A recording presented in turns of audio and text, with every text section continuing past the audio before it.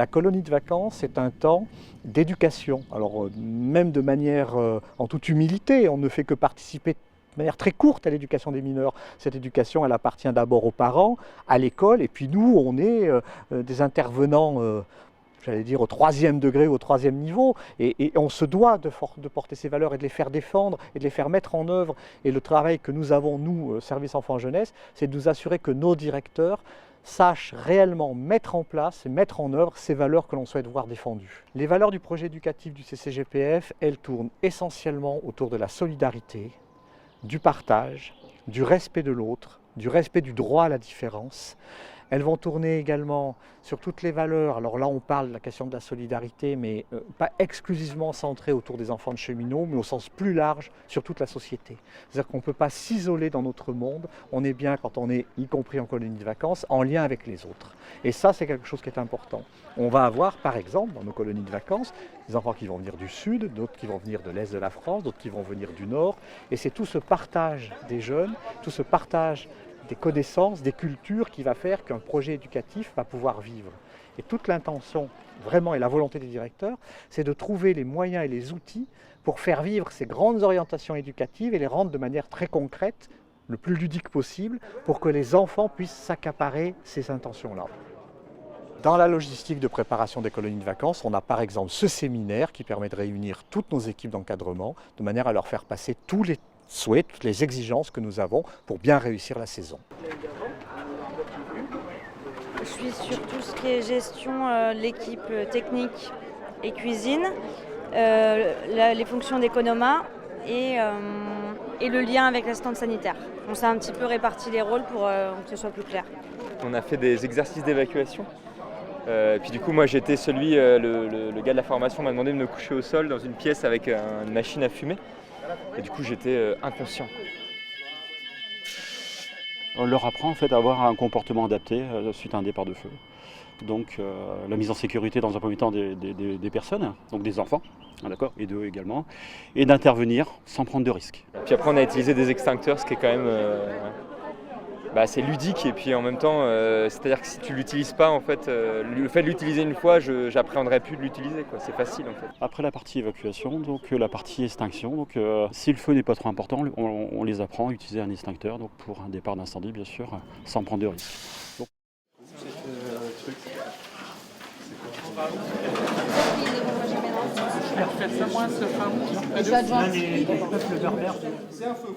Alors je trouve ça important, c'est vrai que ça permet d'échanger, d'avoir un complément d'information, de rencontrer d'autres directeurs qui ont fait des séjours qu'on nous on n'a pas forcément fait. Puis voilà, des petites pistes, des petits échanges, ça permet d'échanger des anecdotes, etc.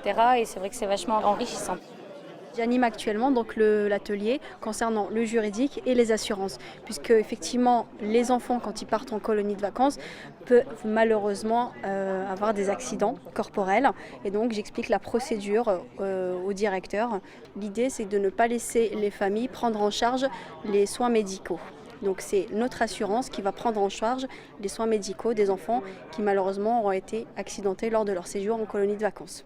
Être bienveillant, viser le qualitatif et en même temps avoir une vraie attitude pro, mais ouverte d'esprit, où on sent que nos interlocuteurs au CCGPF, au service SEJ, sont des gens qui sont à notre écoute, qui sont là pour nous aider, parce que quand on les appelle, généralement c'est parce qu'on est en difficulté.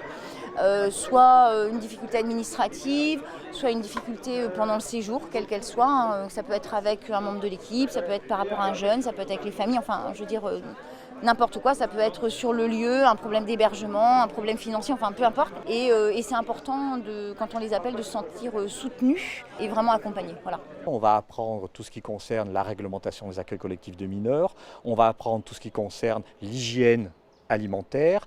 On va apprendre également tout ce qui concerne la comptabilité. S'agissant de fonds publics, il faut savoir gérer en bon père de famille sa colo.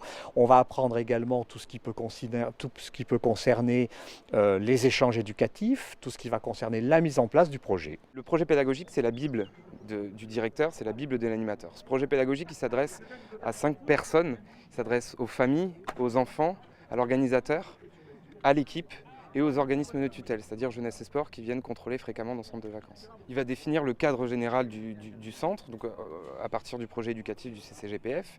Il va définir les temps en particulier, donc dans ce projet pédagogique on va parler du lever, du coucher, du repas, comment ça va se passer, quel est le rôle de l'animateur, ça c'est important, puisqu'on accueille aussi des animateurs qui sont parfois jeunes, qui arrivent sur un centre de vacances et qui ont besoin un petit peu de voir comment se passe un séjour de vacances. Donc il y a à l'intérieur de ce projet pédagogique l'ensemble des informations pour animer au mieux un séjour. Nous avons cette particularité au CCGPF de faire voyager tous nos enfants par le train, ce qui est quand même quelque chose d'assez exceptionnel, on doit être les seuls en France. Nous organisons avec la SNCF, selon un plan de transport qui est établi, le transport d'environ 9000 enfants de 74 points de départ en France jusqu'à 50 points d'arrivée colonies de vacances, tant pour l'aller que pour le retour. Alors moi je vais appeler Limoges et je vais demander si ceux de Brive sont restés à Limoges. Oui, ceux de Brive. Alors ce lieu, il nous est mis à disposition donc par la gare. Ça nous permet d'accueillir les enfants qui vont partir de la gare d'Austerlitz en direction de 3 centres de vacances près de Limoges et donc 3 centres de vacances du CCGPF. Alors leur séjour commence dès maintenant puisque en fait le voyage fait partie pleinement du séjour. Avant leur départ du train, ils ont déjà fait connaissance aussi bien avec leurs animateurs qu'avec les autres enfants qui viennent des 4 coins de France. Saint-Léger-la-Montagne. Donc il faut que vous voyez avec directement Saint-Léger. Ah, c'est les panneaux Voilà, ils sont affichés là-bas. Et c'est quoi ton nom? Mathis Julien. Tiens, l'animatrice est... Pendant le voyage, ce qui se passe, c'est qu'on a un wagon et quelques places en plus de réservés. Donc les enfants seront libres de circuler dans le wagon. Nous, on veille juste à ce qu'ils ne s'éloignent pas trop, qu'ils ne sortent pas des wagons réservés. Parce qu'après, sinon, pour nous, c'est trop compliqué à gérer. Mais voilà, généralement, c'est la première phase de rencontre, de vraie rencontre avec les enfants, entre les enfants et enfants animés. L'organisation générale des colonies du CCGPF, ce que je trouve intéressant, c'est qu'on a différentes activités dans différents coins de la France. Les enfants arrivent à se retrouver ou arrivent toujours à sympathiser les uns avec les autres. Et les enfants, quand ils reviennent, ils ont un sourire monstre parce qu'ils profitent, il y a des activités, il y a toujours un bien-être, là où ils sont, il y a toujours une bonne ambiance. Et je trouve ça bien, je trouve que c'est une bonne expérience pour eux, quoi. Là, j'ai terminé les colos l'année dernière et avant j'y allais tous les ans aussi. Et ça me rend un peu nostalgique justement et je me dis pourquoi pas accompagner aussi ces enfants justement qui des fois découvrent les colos parce qu'il y a des tout petits, ça commence dès 6 ans. Et essayer de leur faire passer un bon moment et un peu les stresser parce que souvent ils sont stressés quand ils sont petits de quitter papa, maman et voilà, essayer de faire passer un bon moment et s'investir un peu aussi, aider. Mais là c'est vraiment le grand rush de notre entreprise, quoi. Là c'est une date à pas louper, quoi. Faut vraiment que ça roule et que ça soit bien encadré. D'ailleurs le CCGPF fait un super travail et on a des élus qui s'occupent très bien de toute l'organisation. Et derrière, il y a tous les bénévoles qui font le restant de la chaîne et qui amènent le projet à bon port, quoi, on va dire.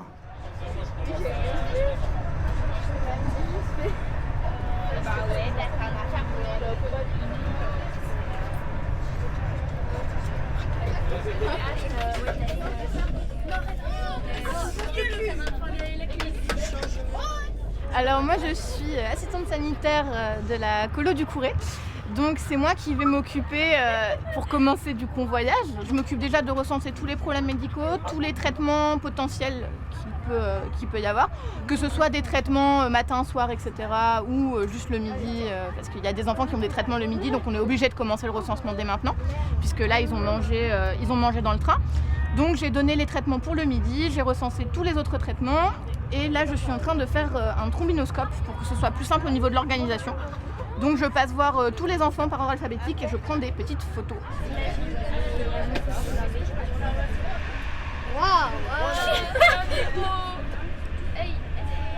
Dans le printemps mouvement.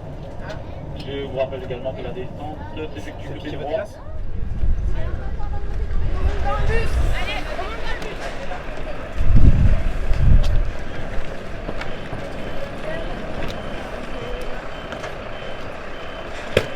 Les projets pédagogiques sont bien faits, définissent bien donc, le rythme de la journée.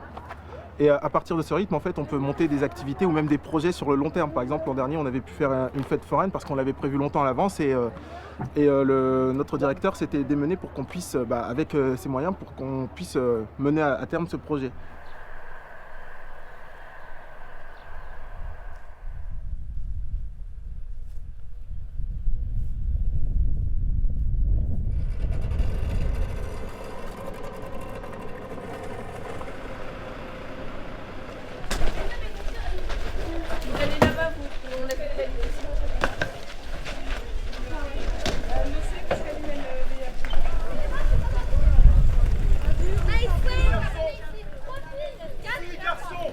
le cours des chambres est là-bas.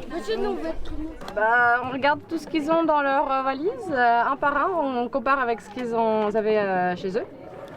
On le range à ce moment aussi, comme ça la chambre est propre.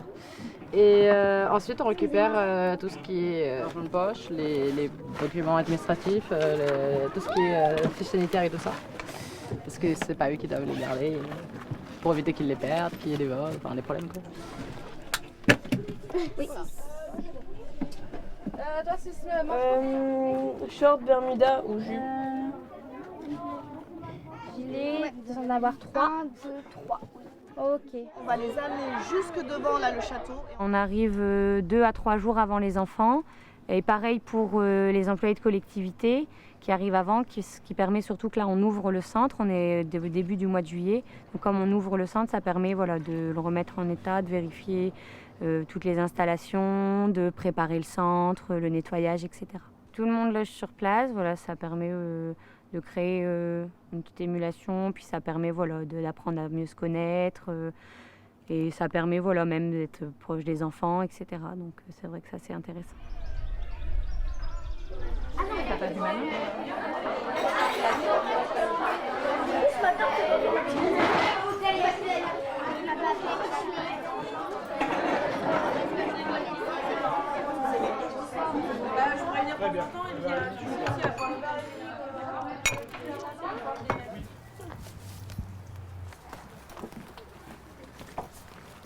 Bon bah c'est parfait, c'est ça.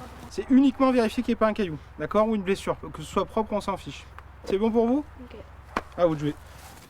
Fiera, ça marche? Ouais. 3, 4. Parfait. On est recruté par un centre, le domaine de Gaillac, qui fournit les chevaux sur l'ensemble des colonies SNCF. Donc c'est eux qui nous recrutent, c'est eux qui mettent les chevaux à disposition. Et après, c'est le CCGPF qui nous salarie, donc on fait partie intégrante de l'équipe. On s'occupe exclusivement de la partie technique, équitation, donc faire monter les enfants, les accompagner en extérieur. Et sur ce centre-là en particulier, c'est surtout basé sur de la randonnée. Une colonie, ça fonctionne au rythme des enfants, donc tout est plus lent, on a plus le temps de faire les choses. C'est très ludique, on ne cherche pas des résultats en compétition, une performance quelconque. Ce qu'on recherche, c'est qu'ils soient heureux et qu'ils repartent avec le sourire. Donc c'est très, très oxygénant, quoi.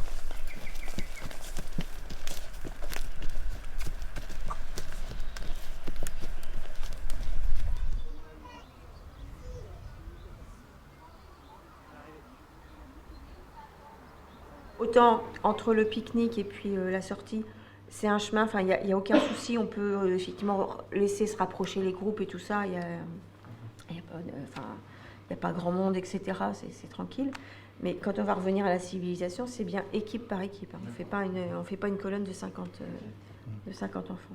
Ce sur quoi vous allez devoir vous concentrer, vous, c'est d'abord de les faire jouer et de les faire tous jouer. Le moment d'arriver dans la colonie de vacances, évidemment, c'est le moment le plus important, mais beaucoup de choses, effectivement, se passent en amont, à tous les niveaux. Évidemment, le recrutement, le projet pédagogique, ensuite le projet d'animation et de fonctionnement général. Évidemment, il y a aussi toute la partie menu, économa qu'il faut anticiper. Ok, mettre un frigo de distribution. Selon le mode de fonctionnement d'une colonie, des fois il y a l'économe ou pas. En l'occurrence, là on est en gestion sans économe, donc c'est le chef de cuisine qui fait ses menus de base. Sachant que pour moi c'est des enfants en colonie et je vais forcément favoriser le goût et la découverte des produits. Parce que c'est un public, on va dire, jeune qui ont souvent des habitudes alimentaires formatées par là où ils habitent, par là où ils mangent. Je veux dire, il y a 3 jours, on a fait un menu donc voilà, lyonnais, du coup, par rapport à ce que moi je viens de la région lyonnaise. Du coup, on a fait un saucisse lentille, où là, on avait justement exclusivement des produits frais, avec une base aromatique fraîche, de la lentille du Puy bio qui a été cuite sur place, de la saucisse de Toulouse fraîche. Il y en a beaucoup qui ne connaissaient pas la saucisse lentille, beaucoup qui la lentille les répugnaient un petit peu, et ça a été un véritable carton. Donc du coup, pour nous, moi et mon second, on a été réellement fiers du résultat. On a des contraintes de nettoyage, de désinfection entre chaque opération. Donc ça, c'est le primordial pour tous les cuisiniers, hein. Chaque fois qu'on change d'opération, on est en désinfection. Après, les contraintes de température, les contraintes de suivi de produits, les étiquettes de produits bruts, ça, on est régi aussi par cela. Et donc, on va dire, c'est par exemple pour des cuisiniers qui n'auront pas l'habitude du site ou que c'est la première fois qu'ils travaillent, ils auront réellement tout le guide pratique pour travailler correctement et hygiéniquement en cuisine collective. Le point fort, ce sont les centres eux-mêmes, qui sont vraiment dédiés aux centres de vacances. Le travail en amont de SEJ pour l'organisation d'activités phares, donc ce qu'on appelle les dominantes. Alors ici, effectivement, la dominante n'est gérée que par l'équipe d'animation, mais dans d'autres séjours, il y a des choses un petit peu plus élaborées qui sont encadrées par des spécialistes, nous on appelle des intervenants. Et là, c'est SEJ, le service du CCE, qui s'en occupe en amont.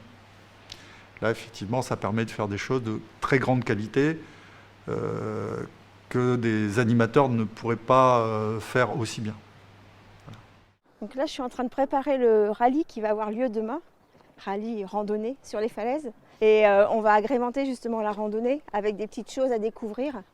Donc soit des photos à faire, soit des phrases à trous, enfin trouver voilà, des pancartes, etc.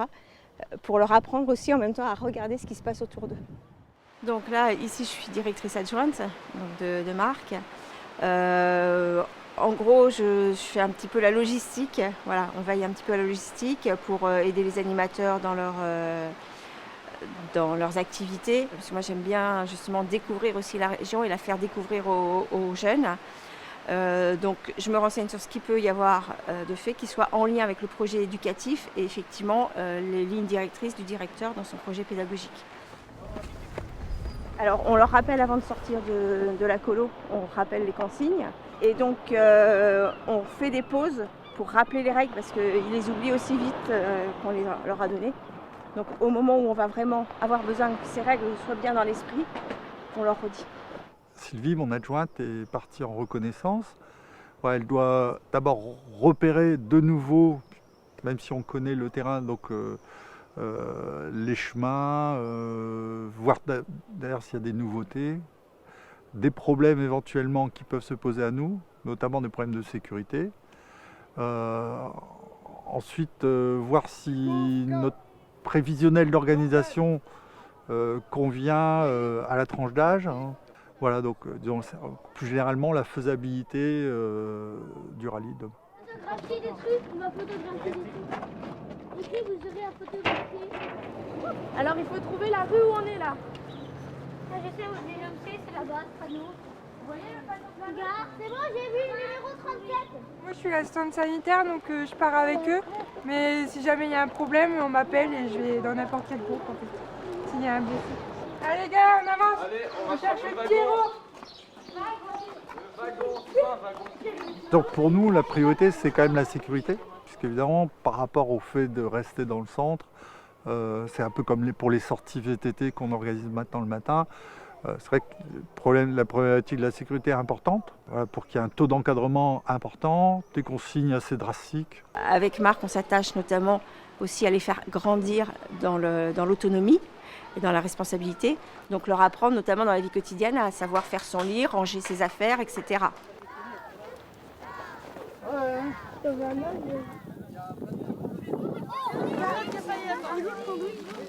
Le blog, c'est relativement récent, ça fait 6 ans je crois qu'on fait ce blog. Effectivement, c'est une évolution, disons, de choses qui existaient auparavant. On avait Allocolo ou d'autres choses comme ça qui existaient, où on passait donc un message vocal. Alors maintenant, donc, on prend des photos de l'ensemble des activités. Et puis, donc, tous les jours, soit un membre de l'équipe, soit, si possible, un petit groupe d'enfants fait un petit message à l'intention des parents pour leur expliquer ce qui est fait dans la colonie, voilà, dans la journée. Ils passent un petit coucou en même temps. Et puis, une fois que c'est fait, nous, on tape ça pour le site, Regarde mon séjour. Et puis, on y joint toutes les photos qui ont été prises dans la journée ou la veille parfois. On sent bien qu'à la tête, il y a des gens qui sont vraiment des spécialistes, disons, de l'organisation des colonies de vacances, qui ont une grande motivation pour ça, en tout cas qui ont un vécu en rapport. Un véritable engagement social dans le CCGPF qu'on ne retrouve pas forcément dans d'autres organismes. C'est par rapport au projet éducatif, en fait, je retrouve pas mal de valeurs que je partage. Donc c'est vrai que ça, c'est assez intéressant et du coup, c'est ce qui me permet de bien fonctionner. Avoir notre propre patrimoine, utiliser et faire fonctionner le patrimoine social, ça a vraiment du sens politique et syndical.